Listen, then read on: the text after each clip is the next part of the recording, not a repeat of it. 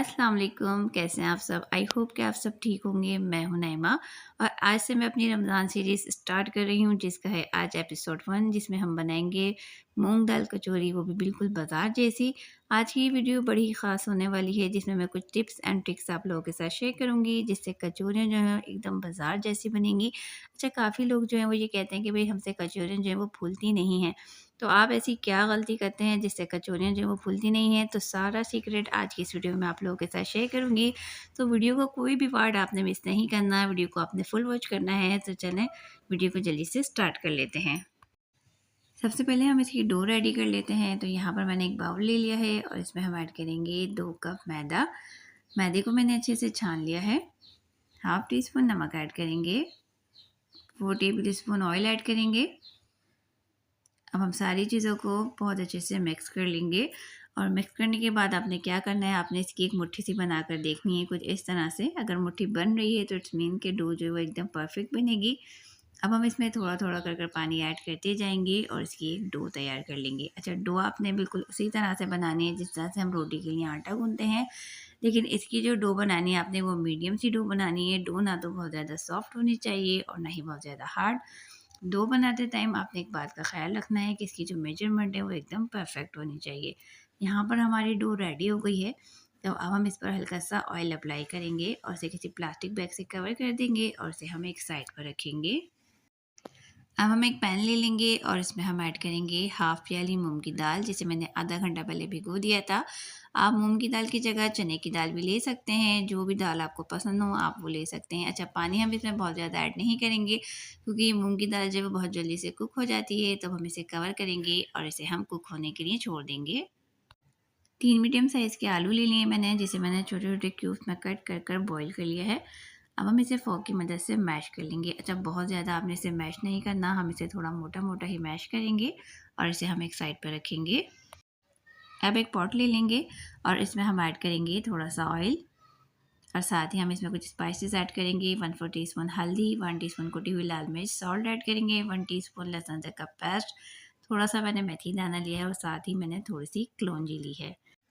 मसाला add करने के बाद हम इसे 2 से 3 मिनट तक अच्छी तरह से भून लेंगे ताकि जितना भी मसालों का कच्चापन होगा वो ख़त्म हो जाएगा। यहाँ मसाला जो है वो काफ़ी अच्छे से भुन गया है। अब हम इसमें मैश किए हुए आलू ऐड करेंगे। अब हम इसमें थोड़ा-थोड़ा कर कर पानी ऐड करेंगे। जितनी आपने तरकारी की कंसिस्टेंसी रखनी हो, पानी आपने इसमें इतना ही ऐड करना है। पानी आपने एकदम से बहुत ज़्यादा ऐड नहीं करना वरना तरकारी जो है वो बहुत ज़्यादा पतली हो जाएगी।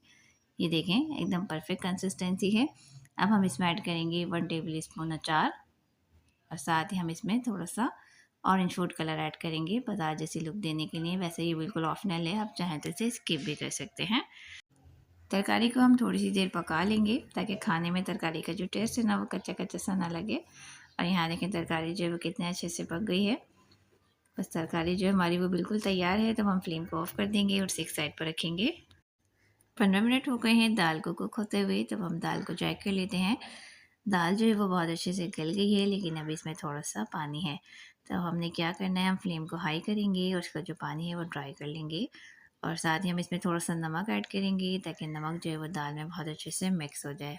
जब दाल का पानी ड्राई हो जाएगा तब हम इसमें थोड़ी-सी पिसी हुई लाल मिर्च ऐड करेंगे और इसे हम बहुत अच्छे से मिक्स कर लेंगे। ये देखिए, दाल वाला मिक्सचर जो है वो बिल्कुल तैयार है। तो हम इसे ठंडा होने के लिए छोड़ देंगे और इसे एक साइड पर रखेंगे। अब हम अपनी डो की तरफ आते हैं जिसे रखे हुए आधा घंटा हो गया है। हमने इसके छोटे-छोटे से पेड़े बना लेने हैं। अच्छा, पेड़े जो हैं वो सारे इक्वल होने चाहिए और बिल्कुल उस तरह से पेड़ा बनाएँगे जिस तरह से हम रोटी के लिए पेड़ा बनाते हैं। तो यहाँ पर मैंने सारे पेड़े बनाकर तैयार कर लिए हैं। अब हम हाथों को ऑयल से ग्रीस कर लेंगे और पेड़े को हाथ में लेकर कुछ इस तरह से बढ़ाएँगे। अब इसके सेंटर में थोड़ी-सी दाल रखेंगे। अच्छा, आपने दाल बहुत ज़्यादा फ़ील नहीं करनी और इसे हमने किस तरह से बंद करना है, पहले आपने इसको सेंटर से बंद करना, फिर आपने इसको साइडों से लॉक कर देना है। पेड़े को आपने बहुत अच्छे से लॉक करना है ताकि दाल जो है वो बाहर ना निकले। अगर दाल पेड़े से बाहर निकलेगी तो क्या होगा, कचौरियाँ फूलेंगी नहीं बल्कि फट जाएँगी। सारे पेड़े आपने इसी तरह से बनाने हैं और यहाँ तकरीबन मैंने सारे पेड़े बनाकर तैयार कर लिए हैं। अब हम इस पे हल्का-सा ऑयल अप्लाई करेंगे और इसे किसी प्लास्टिक बैग से कवर कर लेंगे और इसे हम आधे घंटे के लिए छोड़ देंगे। आधा घंटा हो गया है पेड़ों को रेस्ट दिए हुए। वैसे आप जितना ज़्यादा पेड़ों को रेस्ट देंगे ना, कचौरी जो है वो उतनी ही अच्छी फूली हुई बनेगी। एक छोटी-सी टिप है। अच्छा, सरफेस पर आपने ऑयल अप्लाई करना है, फिर हाथ की मदद से आपने इसको प्रेस कर कर बढ़ा लेना है और इसे आपने इक्वल प्रेस करना है। ऐसा नहीं कि कहीं से मोटी और ये कहीं से पतली, और बहुत ही आसानी से ये हाथ से बढ़ जाती है। कचौरी को अब हम कढ़ाई में ऐड करेंगे और यहाँ पर मैंने ऑयल को गर्म करने रख दिया था और ऑयल का जो टेम्परेचर है वो मीडियम हॉट होना चाहिए। ना तो ऑयल बहुत ज़्यादा ठंडा होना चाहिए और ना ही बहुत ज़्यादा गर्म। और ये देखें कचौरी जो है वो कितने अच्छे से फूल गई है। अच्छा, यहाँ पर ना मैंने दूसरी कचौरी भी साथ ही ऐड कर दी थी, लेकिन फिर मुझे फ्राई करने में थोड़ा-सा मसला हो रहा था। कढ़ाई जो है वो बहुत छोटी है, तो फिर मैंने 1 बाय 1 करके इन्हें फ्राई कर लिया था। दूसरी कचौरी भी कितने अच्छे से फूल गई है। अगर आप मेरे बताए हुए तरीके से दाल कचौरी बनाएँगे ना, तो यकीन करें एकदम परफेक्ट दाल कचौरी बनकर तैयार होगी। बस ये कुछ टिप्स एंड ट्रिक्स होती हैं जिन्हें हम फॉलो करते हुए दाल कचौरी बनाएँगे, तो यकीन करें एकदम बाज़ार जैसी दाल कचौरी जो है वो बनकर तैयार होगी। और यहाँ पर मैंने आधी कचौरियाँ जो है वो फ्राई कर ली थी और आधी मैंने रख दी थी। दाल कचौरी जो है हमारी वो बिल्कुल तैयार हो गई है। बाहर से एकदम खस्ता और अंदर से बहुत ही ज़्यादा ये सॉफ्ट बनी थी। मैं आपको इसका रियल साउंड सुनाती, पर मेरे बैकग्राउंड में बहुत ज़्यादा नॉइज़ था, इस वजह से मैंने इसका रियल साउंड प्ले नहीं किया। ये बहुत ही मज़े की बनी थी। आई होप कि आज की ये वीडियो आपके लिए काफ़ी हेल्पफुल रही होगी। तो रेसिपी को ज़रूर ट्राई कीजिएगा और अपना फीडबैक लाजमी शेयर कीजिएगा। वीडियो ज़रा सी भी अच्छी लगी हो तो इसे लाइक और शेयर कर दें। चैनल पर न्यू है तो चैनल को ज़रूर सब्सक्राइब कर लें, बेल नोटिफिकेशन को ऑन कर लें, ताकि मेरी आने वाली नई वीडियोज़ की नोटिफिकेशन आपको वक्त पर मिलती रहे। अपना और अपने प्यारों का ख्याल रखिएगा, मुझे दुआओं में याद रखिएगा। फिर मिलूंगी एक नई मज़ेदार सी रेसिपी के साथ। Thanks for watching. खुदा हाफिज़।